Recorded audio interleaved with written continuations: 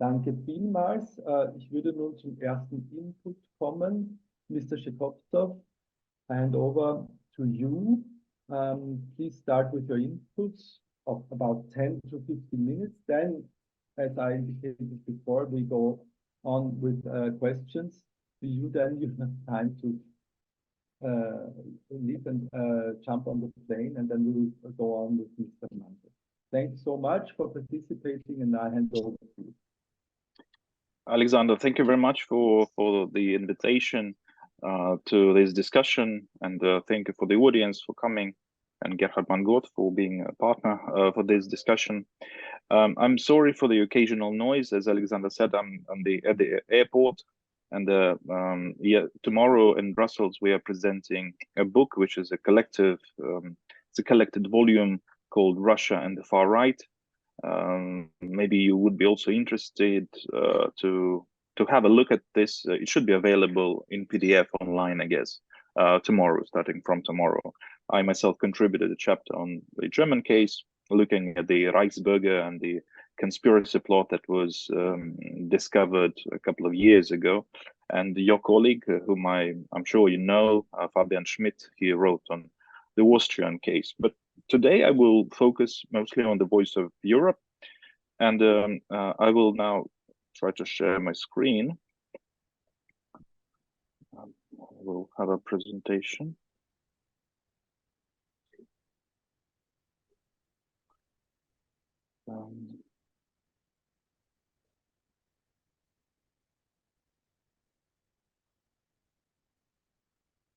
I hope you see it now. So, yeah, recently, just at the end of March, I'm sure you read the news. Originally coming from the Czech publication Deník N, and Deník N reported on the information security services in the Czech Republic apparently uncovered a pro-Russian network, media network, connected to the website called the Voice of Europe. And they also identified two people who were apparently behind this network, and those were Ukrainian-born politicians, businessmen, Viktor Medvedchuk, and here they are, Medvedchuk on the left, and Artem Marchevsky here on the right. And also apparently the revelations were about that Russia was funneling money to particular European politicians in order to advance Russian foreign policy interests. And one of the ways of doing this was to engage with European politicians who would give comments or would cooperate with the Voice of Europe. Not much evidence has been presented. And I must say that the original Czech report, media report, mentioned in particular the alternative of Germany, so AfD, the German far-right party. Some further media reports mentioned some other countries as well, European countries, but in terms of evidence, there hasn't been much. The Polish authorities said that their security services were conducting searches. They discovered some thousands of euros. Again, we don't know yet who was the target of those searches. There were also reports on one of the AfD members, Petr Bystron, a German far-right politician of the Czech origin. Again, there were some reports that there is evidence that some Russian payments were going his way, but again, investigations, I think, are still in the process, so not much evidence. But I would like to focus on the Voice of Europe and give you some background about this organization, about this media resource. And I must say that the story about the Voice of Europe is at the very least, it's three stories at once. Now, one story is about the Voice of Europe and the website.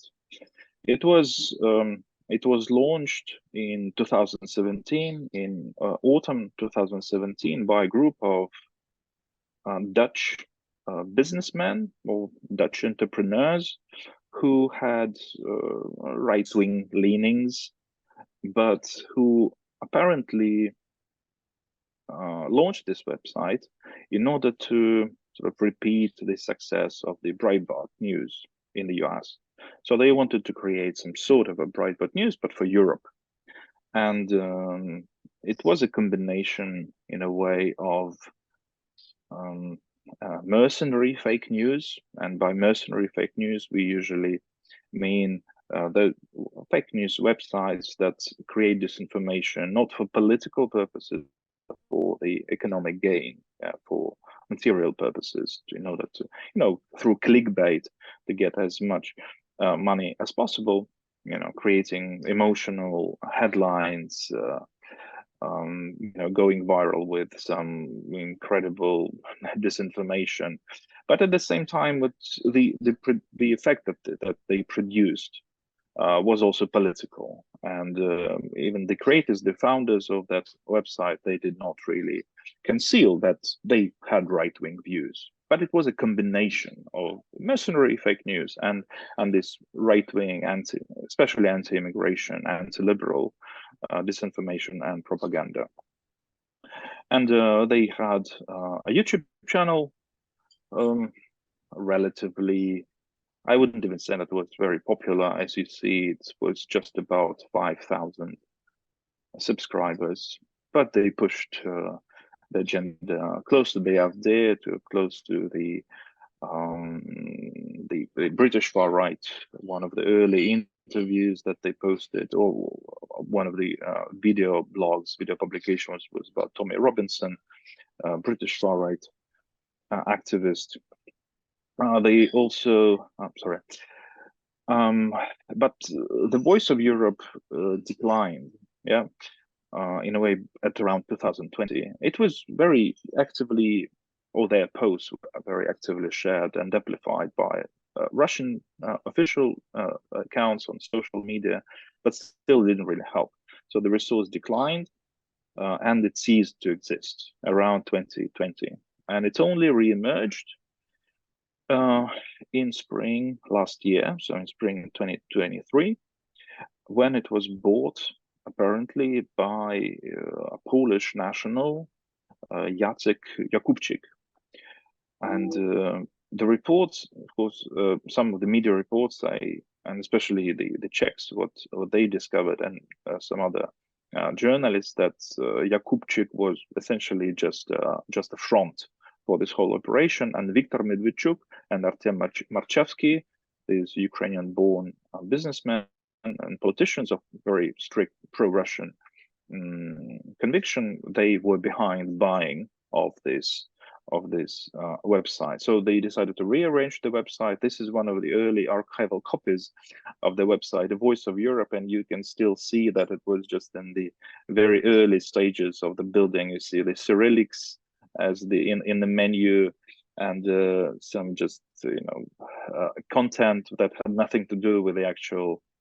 It was just like an example of a website, but in the end, they did build a normal website for the Voice of Europe. It also was very much anti-immigrant, anti-liberal, attacking liberal democracy, and all of in general of the far right direction. But it also had a very strong anti-Ukrainian tilt, anti-Ukrainian bias, which the previous website did not have. So they also had a very popular Facebook page.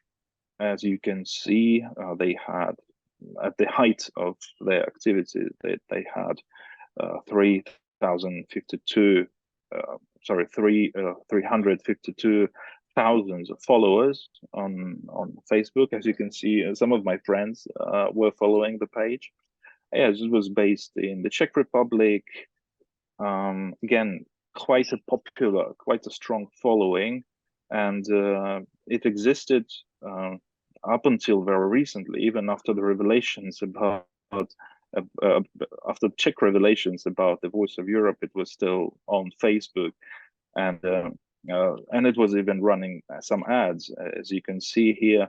One of the ads, they were advertising their Telegram channel, and the beneficiary, if you can see, the beneficiary and this Jacek Jakubczyk, so this Polish guy who was a front, like an official manager of the website. And I had to tag Meta and Facebook for them to take this page down, and they did eventually.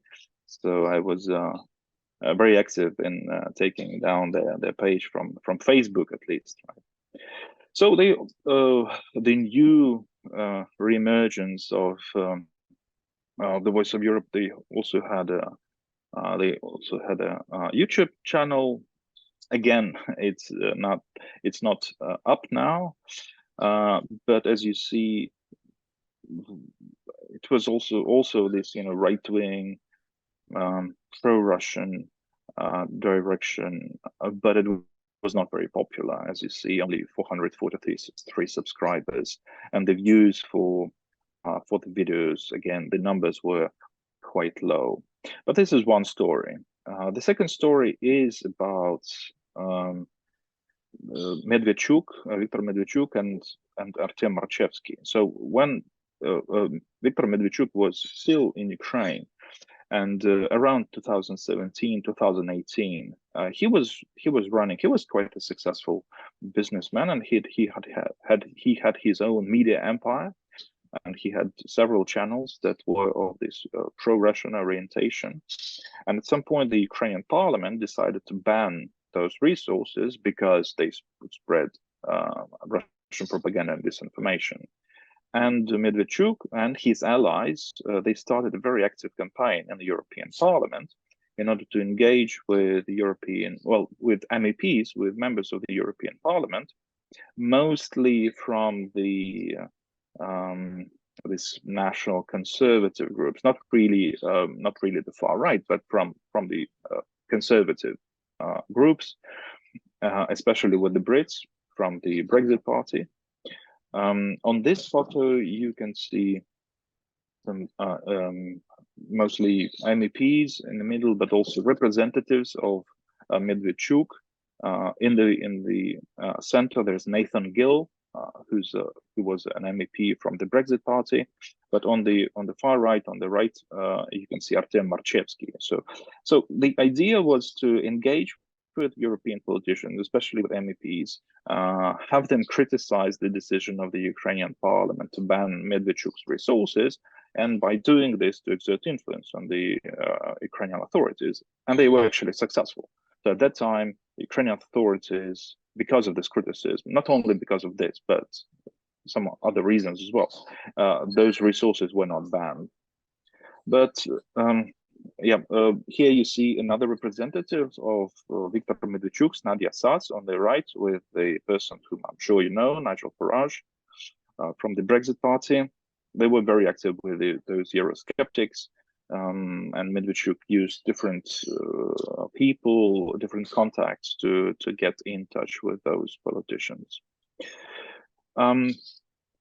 In 2019, 2020, Medvedchuk in Ukraine started, and in Europe, he started pushing even more the pro-Russian agenda, pro-Kremlin agenda, and he started reaching out to European politicians. And his two countries of where he was very active was Germany and France. In Germany, he would mostly be in contact with the AfD, with the Alternative for Germany. So here on this picture, you can see this picture was taken in Ukraine, and there was this delegation of the AfD to Ukraine. So from left to right, you can see Oleg Voloshin, who was one of the main persons for Medvedchuk to build those relations with the European politicians, and his wife Nadia Sas. I showed her picture here.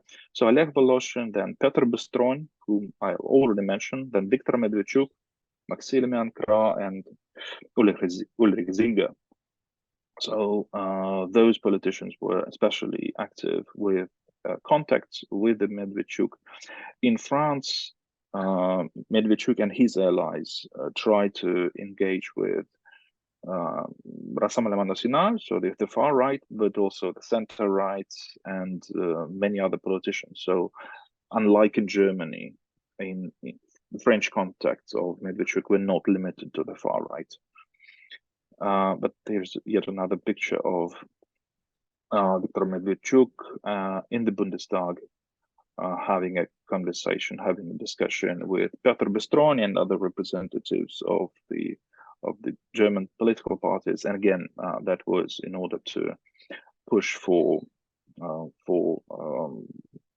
promote Russian foreign policy interests. Medvedchuk was arrested shortly after the full-scale invasion of Ukraine in 2022. He was exchanged later for Ukrainian prisoners of war.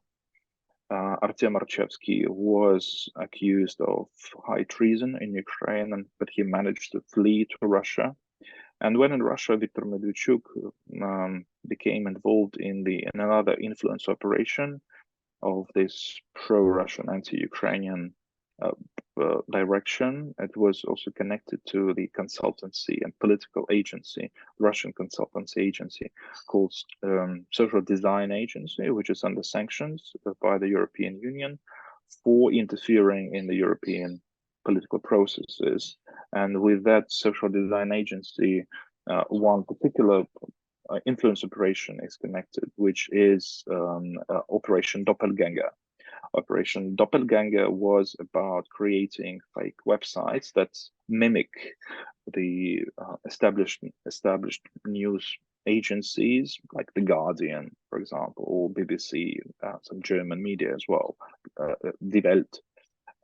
And they would publish propaganda and disinformation on the websites that looked like an established media. So that was done in order to conceal or confuse the audience about the origin of the information that they published. So that social design agency was also very, very active in working with Medvedchuk. And I would not be surprised, but this link should yet, this needs to be investigated further, whether there is an actual link between social design agency and the Voice of Europe. Now it's a bit more difficult to explore because some of the websites are already taken down. As I said, on the social media pages are taken down. On Twitter or X, it is still operational, so maybe some investigation can be done in this direction. I know my time is running out. Maybe I will could explain more in the questions if there are questions. But the third story, very briefly, that I wanted to mention. Yeah, so the first story was about the Voice of Europe, the website, how it developed. The second story was about Viktor Medvedchuk and how he was very active in promoting Russian foreign policy interests, anti-Ukrainian interests. And the third story is about Russia providing various types of support for the anti-establishment forces in the European Union and the West in general for a number of reasons, which I'm sure that also the colleague Gerhard Mangot will be talking about probably in more detail here. But I will stop here and I will be happy to answer your questions if you have them. Thank you. Thank you so much, Mr. Shekovtsov, especially because now you are heading towards the gate probably and flying off to Brussels. So thank you so much for participating despite your very, very tight schedule. Thank you very much, Alexander, for having me. And I hope you will continue this very interesting conversation with Professor Mangot. Yeah, we will definitely. So have a very safe and good flight to Brussels. All the best. Thank you very much. Stay Vielen Dank. as long as you can, if you want to. Und wir wechseln jetzt die Sprache. Wir sprechen jetzt auf Deutsch weiter.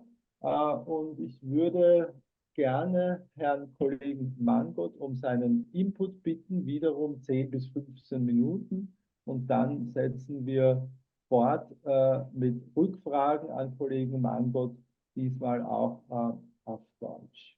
Vielen, vielen Dank und ich würde Sie bitten, Herr Mangold, mit Ihrem Input zu beginnen. Herzlichen Dank. Ja, schönen Vormittag an alle Teilnehmer. Ich werde mich etwas kürzer halten, thesenartig vortragen, was ich als die wichtigsten strukturellen Merkmale dieser Beziehung, dieses Beziehungsgeflechtes zwischen russischen Akteuren und europäischen oder auch westlichen Akteuren insgesamt anbelangt. Wir sprechen zwar heute über die Beziehungen, die russische Akteure haben mit rechten und nationalkonservativen Parteien, wie ich das eben bezeichnet habe. Aber grundsätzlich muss man feststellen, es gibt zwar eine, wie ich später ausführen werde, ideologische Affiliation zwischen russischen Akteuren und rechten und nationalkonservativen Parteien und eine Affinität der letzteren zu Russland auf verschiedenen Ebenen. Aber grundsätzlich ist die russische Informationskampagne, Desinformationskampagne, Manipulationskampagne ausgerichtet auf alle möglichen Parteien, die bestimmte Merkmale erfüllen. Also nicht nur rechte und nationalkonservative Parteien, sondern auch linke, linksextremistische Parteien. Denken Sie an die griechische Syriza, die auch sehr stark von Russland beeinflusst und manipuliert gewesen ist. Aber Russland unterstützt eben in Europa Parteien, die bestimmte gesellschaftliche Bruchlinien aufgreifen. Wir nennen das in der Politikwissenschaft Cleavages. Das heißt, hier geht es darum, Konflikte, die es gibt in westlichen Gesellschaften und die es unabhängig von russischen Aktionen gibt, aufzugreifen und da Parteien zu unterstützen, die auf diese Bruchlinien antworten, reagieren, sie verstärken und damit gesellschaftlich polarisieren. Das sind Bruchlinien natürlich wie kulturelle Identitätskonflikte, das ist ein Konflikt wie soziale Ungleichheit. Es geht da auch natürlich vor allem auch 2015, um Migrationsfragen und hier kulturelle Identitätskonflikte, die sich da aufgetan haben. Es geht aber auch um Geschlechterfragen, also der ganze Komplex von LGBT-Issues.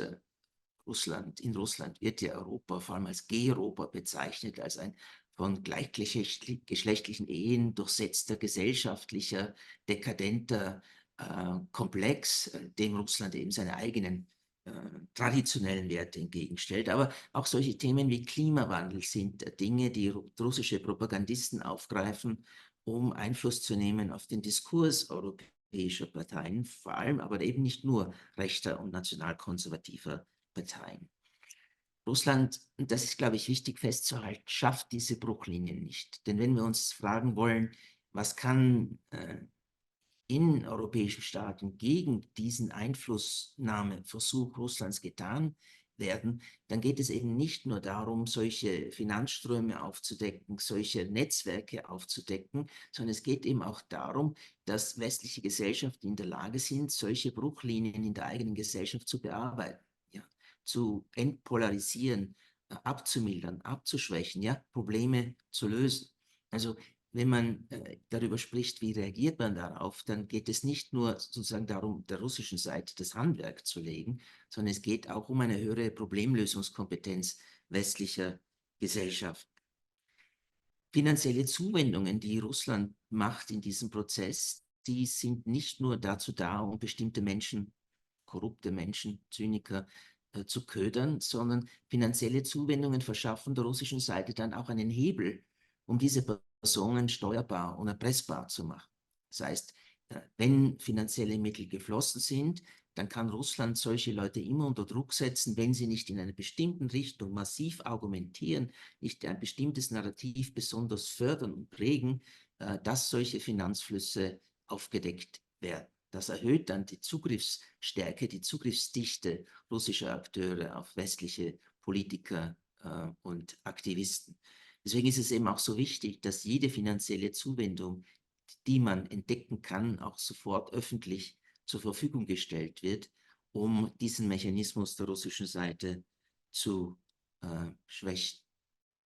Bei den russischen Unterwanderungen, Desinformationen geht es also einerseits darum, um europäische liberale Demokratien zu destabilisieren, indem Bruchlinien aufgegriffen werden. Und der zweite Komplex ist eben, russische Narrative zu transportieren. Und das hat natürlich besonders zugenommen durch den Krieg in der Ukraine. Was Russland hier als zwei Stoßrichtungen vor allem betreibt in der Desinformation, ist das Schüren vor Angst vor einem dritten Weltkrieg, die Argumentation eben, dass westliche Staaten, die die Ukraine unterstützen mit Finanzhilfe, mit Militärhilfe, vielleicht auch, Stichwort Macron, irgendwann mit eigenen Soldaten, dass diese westlichen Staaten die eigene Bevölkerung in einen dritten Weltkrieg hineinführen. Es geht also darum, Angst und Verunsicherung zu erzeugen, damit eine wachsende Gruppe der Bevölkerungen westlicher Staaten Druck ausübt auf die eigenen Regierungen, in der Unterstützung der Ukraine nicht zu weit zu gehen. Und die zweite Stoßrichtung, die wir im Zusammenhang mit dem Ukraine-Krieg vor allem beobachten können, ist, dass russische einflussnehmende Akteure immer stärker darauf hinweisen, wie wird eigentlich diese westliche Militär- und Finanzhilfe finanziert? Und da stößt man an einen Diskurs, der sagt, hier werden militärische Ausgaben präferiert und Ausgaben für Soziales werden zurückgestuft. Hier wird eingespart werden, hier werden Abstriche gemacht. Und das soll den gleichen Zweck erfüllen wie dieses Schüren der Angst vor einem dritten Weltkrieg, nämlich soziale Unzufriedenheit mit einem pro-ukrainischen Kurs westlicher Regierungen zu fördern. Russland nutzt dafür natürlich vor allem die sozialen Medien oder solche Konstrukte wie eben Voice of Europe und spricht damit Leute an, die eben kein Vertrauen mehr in die traditionellen Medien haben. Also Stichwort Lügenpresse und Ähnliches, die von den politischen Institutionen entfremdet sind, die Demokratieskepsis aufweisen, Elitendistanz aufweisen und solche russischen sozialen Accounts oder Webseiten oder ähnliches, YouTube-Kanäle, die sollen in diesen Bevölkerungsgruppen eben diese Überzeugung stärken, dass sie den traditionellen Mainstream-Medien nicht trauen dürfen, weil dort eben bestimmte Dinge nicht gesagt würden. Und sie vermitteln an ihr Publikum, dass dieses gewissermaßen mit Hintergrundwissen, mit Geheimwissen versorgt wird, das ihnen traditionelle westliche Medien vorenthalten. Und wenn es da wieder darum geht, wie kann man so etwas stärker begrenzen, dann muss man auch sagen, es ist ganz wichtig, dass traditionelle westliche Medien in jederlei Hinsicht, auch im Hinblick auf den Ukraine-Krieg, einen möglichst breiten Meinungs- und Deutungskorridor zur Verfügung stellen. Das heißt, sich nicht in eine Mainstream-Linie, ausschließlich in einer Mainstream-Linie zu bewegen, wo nur eine Sicht, eine Deutung, eine Interpretation transportiert wird, weil das nährt das Misstrauen dieser Menschen, die ich vorher erwähnt habe, in die Glaubwürdigkeit traditioneller Medien und macht sie dann bereit für die Einflussnahme russischer Propaganda. Ich will sagen, dass traditionelle russische Propagandamedien wie RT oder Sputnik zwar noch in Lateinamerika, in Nordafrika oder im Nahen Osten großen Einfluss haben, aber durch die Sanktionsentscheidungen der Europäischen Union, deren Einfluss jedenfalls in Westeuropa, in der Europäischen Union zurückgegangen ist. Und dann möchte ich noch darüber sprechen, warum gibt es eigentlich diese Nähe von rechten oder nationalkonservativen Parteien zu Russland? Woher stammt diese Affinität? Und da möchte ich gerne auf 4 Punkte hinweisen. Der erste Punkt ist, nicht die gesamte europäische Rechte und der nationalkonservative Sektor, aber viele von diesen Parteien sind von einem starken, aus unterschiedlichen Gründen gespeisten Anti-Amerikanismus geprägt und beseelt. Und Russland wird in diesen Milieus gesehen als der Staat, der sich ganz aktiv und an vorderster Front und am vehementesten gegen gegen USA-Dominanz, gegen USA-Hegemonie einsetzt. Diese antiamerikanische Ausrichtung der russischen Außenpolitik schafft einen Strang dieser Affinität. Zum Zweiten, ein zweiter Grund für diese Affinität ist, dass Russland seit vielen Jahrzehnten versucht hat, die europäische Integration zu verlangsamen, zu schädigen, zu schwächen, überhaupt Beziehungen nicht aufzubauen zwischen Russland und europäischen Institutionen, sondern zwischen Russland und den wichtigen europäischen Mitgliedstaaten der Europäischen Union. Und hier trifft sich natürlich dieser Anti-EU-Charakter der russischen Außenpolitik mit der vehementen EU-Integrationskritik rechter und nationalkonservativer Parteien. Und da werden eben auch solche Dinge transportiert, wie dass die europäische Integration Gleichschaltung betreibt, Kosmopolitismus betreibt, dass Werte wie Vaterlandsliebe, wie Souveränität, Eigenständigkeit, die Fähigkeit, eigene zivilisatorische Wege zu gehen, zunichte gemacht werden. Und das ist etwas, was eben in rechten Kreisen dann zu sehr viel Affinität zu Russland führt. Dritter Punkt. Das rechte Milieu hat natürlich Werte, gesellschaftliche Wertvorstellungen, die sehr gut zu der russischen Ideologie des nationalen Konservatismus passen. Also Familienwerte, Werte der christlichen abendländischen Kultur, eine Anti-LGBT-Orientierung, eine Anti-Religionsorientierung. Dieser sozialkonservative Kurs, den Russland ab etwa 2012 vehement eingeschlagen hat, im Zusammenwirken mit der russisch-orthodoxen Kirche, das schafft auch Affinitätsgefühle in der europäischen Rechten. Und schließlich ein vierter Punkt für diese Affinität europäischer Rechter und nationalkonservativer Parteien zu Russland ist eben eine gewisse Faszination über die autoritäre Herrschaftsführung in Russland, eine Faszination für dieses Regierungsmodell, das eben keine Beschränkungen politischer Entscheidungen durch verschiedene Checks and Balances Institutionen kennt, sondern wo ein zentraler Führer, ein Akteur die Richtung der Politik bestimmt, die Entscheidungen trifft und auch nicht rechenschaftspflichtig ist. Und das ist eine vierte Quelle der Affinität rechtskonservativer, nationalkonservativer Parteien zu Russland. Das ist das, was ich kurz als Input präsentieren wollte. Ich stehe für Fragen offen, außer für Fragen zu Österreich. Ich habe das schon in der Vorbereitung dieser Veranstaltung gesagt. Ich habe zwar auch Informationen über russische Einflussnahme in Österreich, aber ich habe es mir zum Prinzip gemacht, nichts zu sagen, was in die österreichische Innenpolitik einfließt oder dort verwendet werden könnte. Dafür bitte ich um Verständnis, aber das mache ich eben nicht. Vielen herzlichen Dank, Kollege Mangold. Das war sehr wichtig, ergänzend jetzt hier zu Kollegen Schekowszow, was Sie noch gesagt haben. Vielen Dank auch, dass Sie sich Zeit genommen haben.